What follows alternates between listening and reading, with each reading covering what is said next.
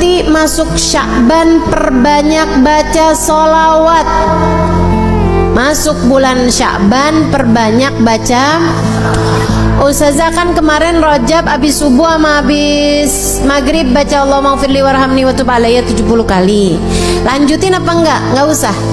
Jadi itu memang bacaan khusus untuk bulan Rajab. Gantinya apa Ustazah? Balik aja kayak yang dulu-dulu. Maksudnya habisnya sholat ibu biasa baca zikir kan?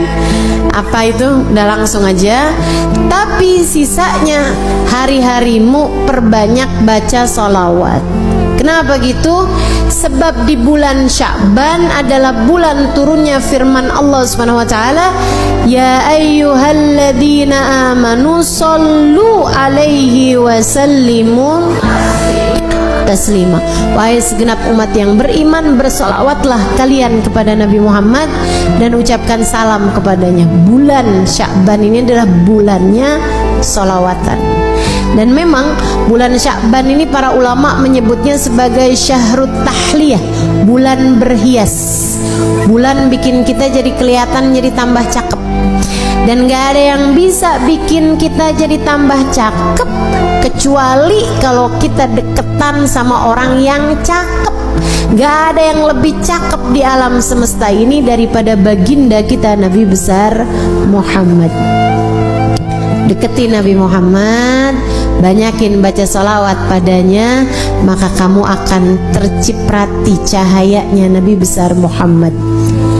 Dengan itu nantinya kamu lebih siap untuk masuk kepada bulan suci Ramadan. Teman-teman sekalian, malam nisfu Sya'ban 14 malam 15 itu insya Allah akan terjadinya pada malam Jumat tanggal 13 Februari, hari Kamis malam Jumat tanggal 13 Februari itu ya, malam nisfu Sya'ban, namanya Lailatul Barat gitu ya, malam Lailatul Furqan, malam pemisah nasib-nasib manusia. Kata Allah Subhanahu wa taala dalam Al-Qur'an, a'udzubillahi minasyaitonirrajim. Yamhullahu ma yasha'u wa yuthbit wa indahu ummul kitab. Allah Subhanahu wa taala menghapuskan apa yang telah tertulis di Lauhil Mahfuz atau menetapkannya. Apa yang telah tertulis dari nasib-nasib kita di Lauhil Mahfuz, ada yang ditulis, ada yang ditetapkan, ada yang dihapus. Nabi Muhammad ketika menceritakan tentang ayat tersebut, kata Nabi Muhammad, dzaka lailatun nisf min Sya'ban. Kejadian revisinya, isinya Lauhil Mahfuz itu terjadi pada malam nisfu Sya'ban.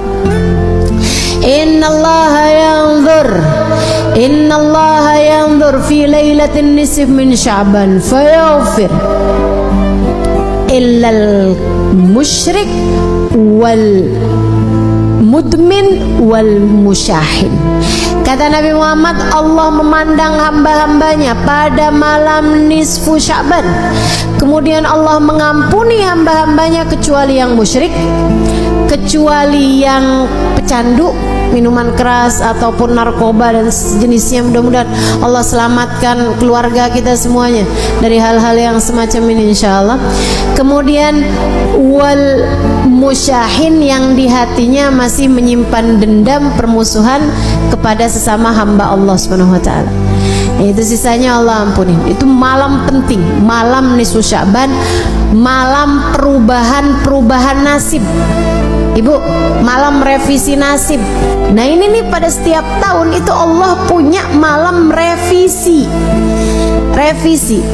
Jadi Allah Subhanahu wa taala ada yang netepin, ada hapusin apa yang telah tertulis di Lauhil Mahfuz dari nasib-nasib kita sekalian, dari rezeki kita, dari keadaan kita hidup di dunia nih. Kemudian lagi termasuk darinya adalah masalah kematian kita, husnul khatimah ataukah su'ul khatimah. Karenanya di malam nisfu Sya'ban kita diajarkan oleh para ulama-ulama kita untuk membaca Yasin 3 kali dengan niatannya masing-masing. Yasin yang pertama dengan niat Allah karuniakan umur yang berkah, umur yang panjang dalam taat pada Allah Subhanahu wa taala, umur yang panjang baiknya, umur yang panjang kebaikannya, umur yang panjang pahalanya.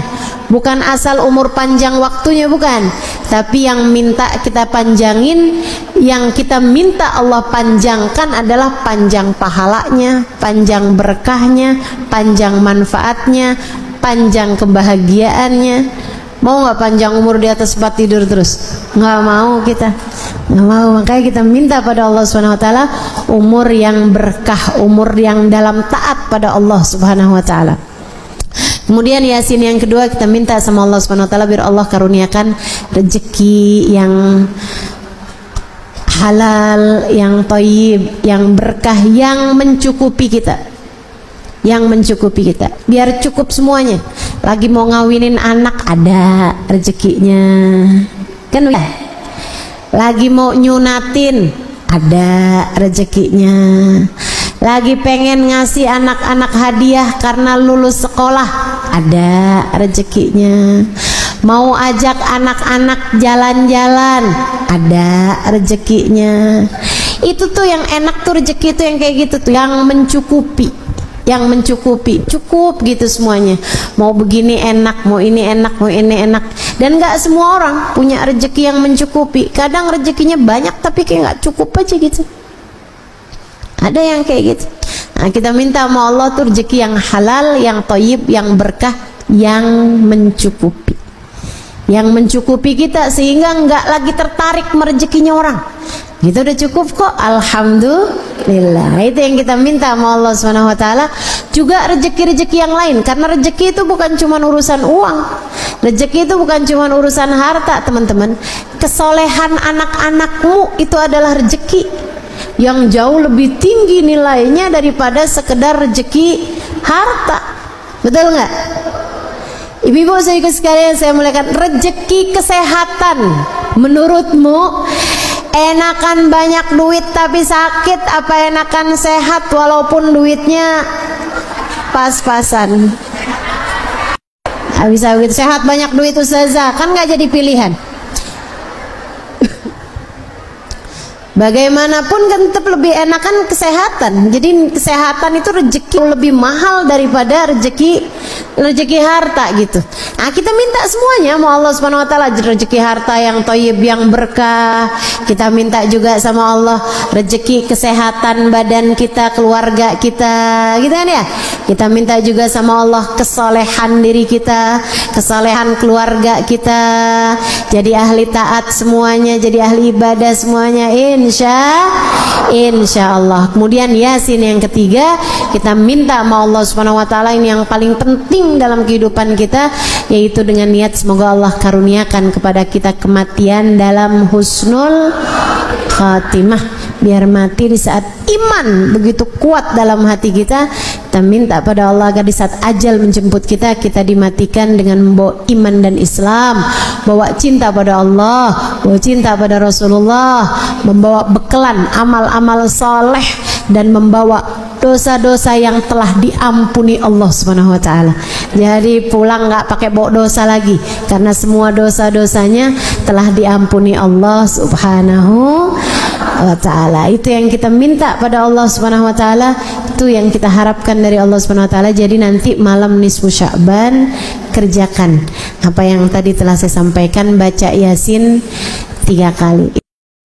Habisnya nisfu Sya'ban yang nggak biasa puasa sunnah nggak boleh lagi puasa sunnah. Tapi yang masih punya hutang puasa wajib tetap boleh mengerjakannya sampai di hari terakhir Sya'ban sekalipun. Hutangmu dari puasa Ramadan yang lalu harus dibayarkan sebelum datangnya bulan suci Ramadan.